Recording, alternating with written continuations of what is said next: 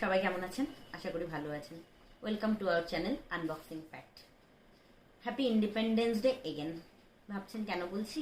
সেটাই আজকের টপিক। কিছু মজার তথ্য আজকে দেখে নেওয়া যাবে। হ্যাঁ, 18ই আগস্টও কেউ কেউ স্বাধীনতা দিবস পালন করে।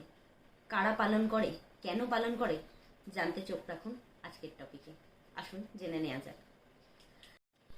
1947 সালের 15ই আগস্ট ভারতবর্ষ স্বাধীন হয়। তৎকালীন ভাইসরয় মাউন্ট ব্যাটেন 12ই আগস্ট মধ্যরাতে এই স্বাধীনতার কথা ঘোষণা করেন। র্যাডক্লিফ এই দেশভাগের মানচিত্র তৈরি করেন। সেই সময় মুর্শিদাবাদ, মালদা, নদিয়া ও উত্তর 24 পরগনার কিছু হিন্দু অধ্যুষিত এলাকা পূর্ব পাকিস্তানের অন্তর্ভুক্ত হয়ে যায়। সমগ্র নদিয়াকে 5টি ভাগে বিভক্ত করা হয়: রানাঘাট, কৃষ্ণনগর, মেহেরপুর, চুয়াডাঙ্গা ও কুষ্টিয়া।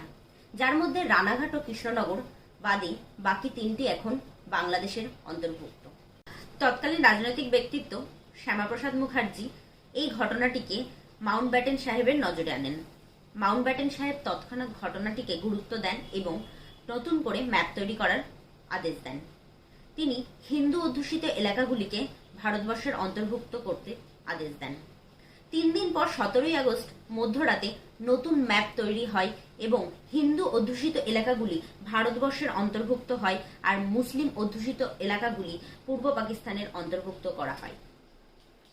18ই আগস্ট পূর্ব পাকিস্তানের পতাকা নামিয়ে ওই এলাকার মানুষগুলি ভারতের পতাকা উত্তোলনের মাধ্যমে নতুন করে স্বাধীনতার স্বাদ উপভোগ করেন।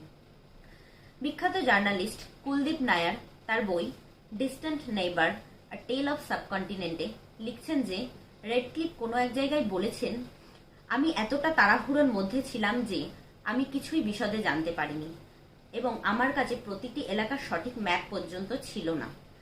এই 1.5 মাসে আমি এর থেকে বেশি আর কি বা করতে পারতাম।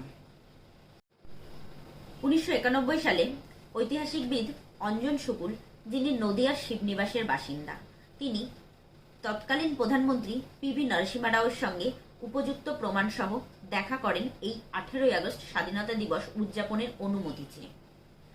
তৎকালীন পশ্চিমবাংলার মুখ্যমন্ত্রী জ্যোতি বসু এই অনুমতি প্রদানে অস্বীকার করেন, কিন্তু প্রধানমন্ত্রী অনুমতি প্রদান করেন। 1998 সাল থেকে এই এলাকার মানুষগুলি 15ই আগস্টের সাথে সাথে 18ই আগস্টও স্বাধীনতা দিবস উদযাপন করেন। সব থেকে বেশি উদযাপিত হয় নদিয়ার শিবনিবাস অঞ্চলে। কেমন লাগলো আজকের টপিক জানাতে ভুলবেন না। ভালো লাগলে লাইক, কমেন্ট, শেয়ার করে দেবেন। কে কে এই বিষয়টি জানতেন সেটা অবশ্যই কমেন্ট বক্সে কমেন্ট করতে ভুলবেন না। আমাদের চ্যানেলটি আনবক্সিং ফ্যাক্টকে সাবস্ক্রাইব করে দেবেন। নিচের বেল আইকনটি অলে প্রেস করে রাখবেন। সবাই ভালো থাকবেন, সুস্থ থাকবেন। নমস্কার। Don't leave, stay tune.